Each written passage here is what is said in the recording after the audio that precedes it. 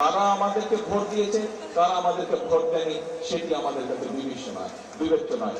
এই বর্তমান সরকারকে যারা ভোট দিয়েছে তাদের যেমন বর্তমান সরকার, যারা বর্তমান সরকারকে ভোট দেয় তাদেরও সরকার হলো বর্তমান সরকার। আমরা সকলের জন্য কাজ করতে চাই, আমরা সকল ধর্ম মানুষের জন্য কাজ করতে চাই, সকল শ্রেণী পেশার মানুষের কাজ করতে চাই। আমাদের কাছে মুখ্য বিষয় হচ্ছে, বর্তমান সরকারের মুখ্য বলতে হচ্ছে বাংলাদেশের জনগণ এবং বাংলাদেশের মানুষ। এখন প্রিয় ভাই বোনেরা, আপনাদের সামনে আরেকটি বক্তব্য রাখতে চাই, আরেকটি বিষয় আপনাদের সামনে তুলে ধরতে চাই। এই যে আপনারা বললেন, এই কাজগুলো, যেই কাজের সংক্ষিপ্ত বিবরণী আপনাদের সামনে আমি তুলে ধরলাম, এই কাজগুলো যদি আমরা সফলতার সাথে করতে পারি তাহলে উপকারভোগী কারা হবে? এবার ওই যে পিছনে গেটের মধ্যে দাঁড়িয়েছে, উপকারভোগী কারা হবে? বিদেশিরা হবে না বাংলাদেশের মানুষ হবে? বাংলাদেশের মানুষ হবে, বাংলাদেশের মানুষ উপকারভোগী হবে। এখন প্রিয় ভাই বোনেরা, আমাদেরকে এখন তাহলে একটি সিদ্ধান্ত নিতে হবে। আজকে এই যে দেখুন, কারো যদি কোনো বক্তব্য থাকে, সেটি সরকারের পক্ষে হোক, সেটি সরকারের বিপক্ষে হোক, সেই ব্যক্তি নির্দ্বিধায় সেই কথা বলতে পারে। আজকে দেখুন, কোন সংবাদপত্রে যদি কোনো খবর ছাপে, সেটি সরকারের পক্ষে হোক অথবা সরকারের বিপক্ষে হোক, সেই সংবাদপত্র কিন্তু ভয় পায় না, সে তার কথা বলে। সত্য কি, সঠিক কি, বেঠিক, এটি কি পরের বিষয়, কিন্তু মূল বিষয় হচ্ছে যে আজ বাংলাদেশের মানুষের গণতান্ত্রিক অধিকার বলেন অথবা বাক বা ব্যক্তির স্বাধীনতা বলেন, সেটি প্রতিষ্ঠিত হয়েছে। আজকে এই বাক বা ব্যক্তির স্বাধীনতা আজকে প্রতিষ্ঠিত হয়েছে। এই ব্যক্তির স্বাধীনতা, বাক স্বাধীনতা প্রতিষ্ঠিত হয়েছে বলেই আজকে আমরা জনগণের জন্য কাজ করতে পারছি। এই বাক ব্যক্তি স্বাধীনতা হয়েছে বলেই আজকে আমরা দেশের জন্য কাজ করতে পারছি। এখন প্রিয় ভাই বোনেরা, বাক স্বাধীনতা, ব্যক্তি স্বাধীনতা, এই যে গণতান্ত্রিক স্বাধীনতা, গণতন্ত্রের যে স্বাধীনতা, এই যে ভোট দিয়ে আপনারা নির্বাচিত করেছেন একটি গণতান্ত্রিক সরকারকে, এই সরকার যদি এই সকল কাজ, যে সকল কাজ আপনাদেরকে আমরা 12 তারিখে নির্বাচনের আগে প্রতিশ্রুতি দিয়েছিলাম, সেই প্রতিশ্রুতি যদি আমরা রক্ষা করতে না পারি, ক্ষতিটা কার হবে? আবার কার হবে? হলে যদি জনগণের লাভ হয়, না হলে কার ক্ষতি হবে? জনগণের ক্ষতি হবে। এখন প্রিয় ভাই বোনেরা, বাংলাদেশের মানুষ আন্দোলন করেছে, সংগ্রাম করেছে। এখানে এমপি সাহেবরা বক্তব্য রেখেছেন, আপনারা সেই বক্তব্যের সাথে সমর্থন জানিয়েছেন। কি ছিল সেটি? ওনারা বলেছেন, গত 1 যুগ ধরে এই এলাকার পুরা জেলার কোথাও তেমন কোনো উন্নয়ন হয়নি। আমরা যা উন্নয়ন দেখেছি, যা উন্নয়ন, রাস্তাঘাট, স্কুল কলেজ, আমার যাই হয়েছে কিনা, স্কুল কলেজ হাসপাতাল যেগুলোই হয়েছে, সব আমরা বিগত বিএনপি সরকার, খালেদা জিয়া সরকারের সময় সাইফুর রহমান সাহেব এই কাজগুলো করেন। বিগত 1 যুগের বেশি সময় ধরে এই এলাকার মানুষ উন্নয়নের তেমন কোনো ছোঁয়া তারা দেখতে পায় না। প্রিয় ভাই বোনেরা, মানুষ বিগত 1 যুগ ধরে 71 সালে যেরকম বুকের তাজা রক্ত ঢেলে দিয়ে বাংলাদেশের মানুষকে স্বাধীন করেছিল, গত 1 যুগ ধরেও কিন্তু বাংলাদেশের মানুষ রাজপথে আন্দোলন করেছে, সংগ্রাম করেছে তার ভোটের অধিকার প্রতিষ্ঠিত করার জন্য। গত 1 যুগ ধরে মানুষ আন্দোলন সংগ্রাম করেছে তার ব্যক্তি বাক স্বাধীনতা রক্ষা করার জন্য, যেটা তার কাছ থেকে ছিনিয়ে নেওয়া হয়েছিল। ভোটের অধিকার ছিনিয়ে নেওয়া হয়েছিল, তার কথা বলার অধিকার ছিনিয়ে নেওয়া হয়েছিল। প্রিয় ভাই বোনেরা, 2024 সালের 5ই আগস্ট এই বাংলাদেশের মানুষ, ছাত্র জনতা, নারী পুরুষ সকলে রাজপথে নেমে এসেছিল এবং স্বৈরাচারকে এই দেশ ছেড়ে পালিয়ে যেতে বাধ্য করেছে।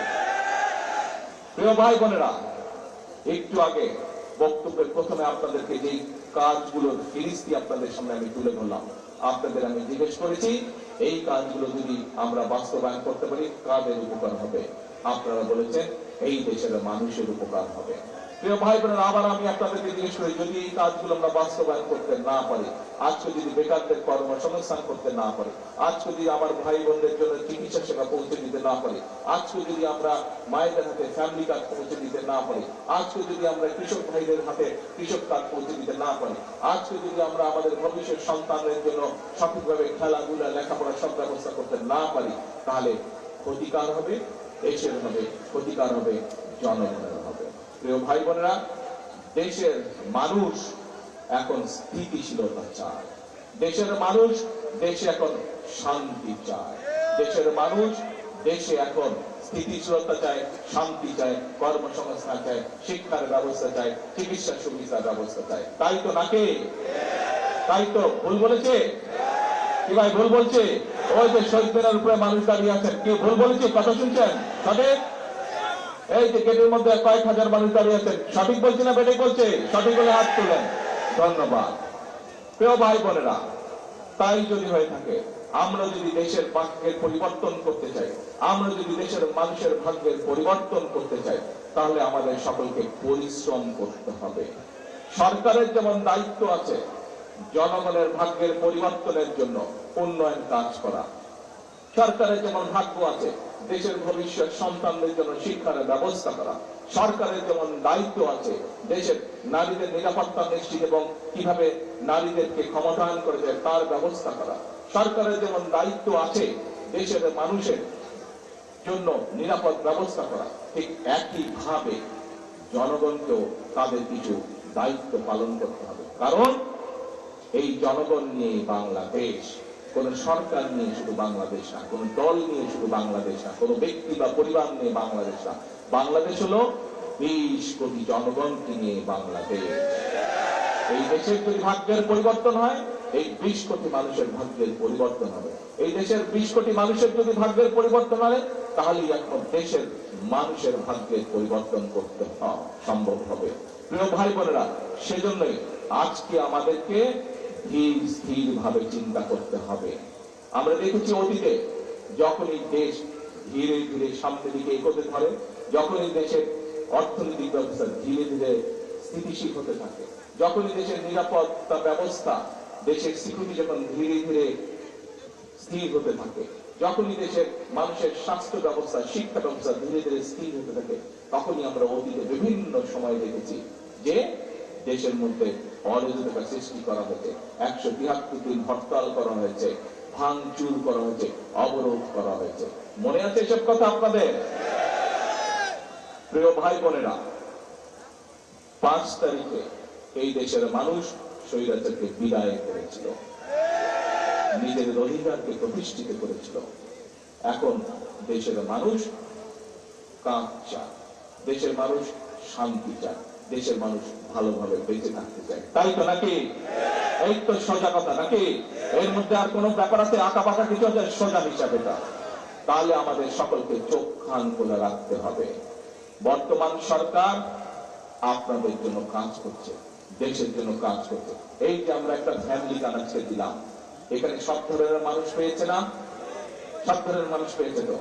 আচ্ছা, তার মানে কি দাঁড়ালো? আমরা সরকার জনগণের অর্থ দিয়ে জনগণের জন্য কাজ করতে চায়। কাজে জনগণের অর্থ যাতে সঠিকভাবে জনগণের জন্য এবং দেশের জন্য ব্যবহৃত হয়, জনগণকে সে ব্যাপারে সজাগ থাকতে হবে। আজকে অতীতে যেমন আমরা দেখেছি, বলেছিল বিএনপিকে এক মুহূর্ত শান্তিতে থাকতে দেওয়া যাবে না। আজকে আবার দেখছি বিএনপির বিরুদ্ধে বিভিন্ন সময় যারা একত্রিত হয়ে আন্দোলন খেলা খেলেছিল, বিএনপির বিরুদ্ধে একত্রিত হয়ে যারা আন্দোলন ষড়যন্ত্র করেছিল গণতন্ত্রের বিরুদ্ধে, মানুষের ভোটের অধিকারের বিরুদ্ধে, সেই তারা এখন আবার বলছে সরকারকে সময় দেওয়া যাবে না। প্রিয় ভাই বোনেরা, বর্তমান সরকার বাংলাদেশে 4 কোটি পরিবারের প্রত্যেকটি পরিবারের কাছে, নারীর কাছে, পরিবার প্রধানের কাছে, মায়ের কাছে ফ্যামিলি কার্ড পৌঁছে দিতে চান। বর্তমান সরকার বাংলাদেশের প্রায় 3 কোটি কৃষকের কাছে কৃষক কার্ড পৌঁছে দিতে চান। বর্তমান সরকার প্রাইমারি স্কুলের সকল শিক্ষার্থীর কাছে, ছাত্রের কাছে, ছাত্র হোক ছাত্রী হোক, তাদের কাছে নতুন পোশাক পৌঁছে দিতে চায়।